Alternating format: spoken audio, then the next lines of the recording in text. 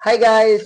Another day, another inspiration. At the same time, meron akong kasama dito at nakaka-inspire, di ba? Kasi dating OFW, dating naghawalan din sa akin sa social media accounts ko, dating OFW, and right now kasama ko na at na-experience yung magandang buhay dito sa community natin at siya na mismo yung magpapakilala sa inyo. Hello, by the way, sa lahat na hindi pa nakakilala sa akin. Ako nga pala si Coach Lina Mariano, former OFW from Saudi Arabia. So, isa ako sa buhay na patunay na tulungan sa community.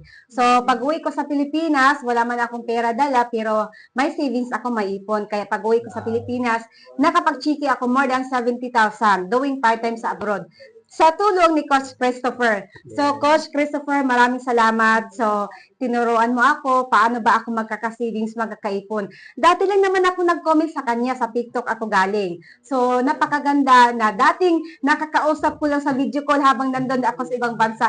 Pero ngayon, kasama ko na dito sa kondo. Kaya, napaka-blessed na nandito tayo sa community. Kaya, kung ikaw, nasiran kami, Coach Christopher, so, ikaw na yung next para, syempre, mabago yung buhay mo at kung isa kang OFW na katulad ko, so this is the right time na magtiwala ka kay Coach Christopher kasi isa din ako sa buhay na patunay na kumbaga natoldokan ko na yung pagiging OFW life ko dahil sa tulong ni Coach Christopher. So Coach Christopher, salamat talaga sa pag-guide mo sa akin. Even nandun pa ako sa ibang bansa hanggang nandito na to at nakasama na tayo. Okay? Yes. Salamat. So yun, di ba? Nakaka-inspire kasi dati lang din nag sa akin sa TikTok.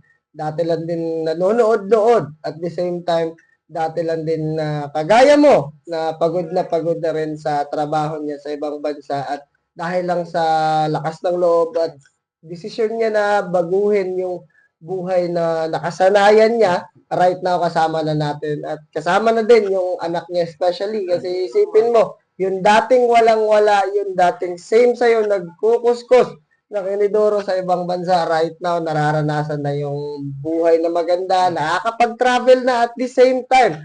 Parang bumabata lalo, di ba? So, sa lahat ng mga makakapanood dito, sa mga OFW empleyado, this 2025, this is the time para mag-decide ka para sa sarili mo. Kung wala kang ginawa since 2019, pag-start ng pandemic, right now, 2025, this is your right time para mag-decide ka na baguhin yung sarili mo. Kasi kung wala kang gagawin, right now, I'm sure, yung result na meron ka ngayon at kung ano yung sitwasyon mo ngayon sa buhay, yan at yan lang din yung magiging result mo in the next few years. So, sa lahat ng mga panood nito, dapat ikaw na yung next.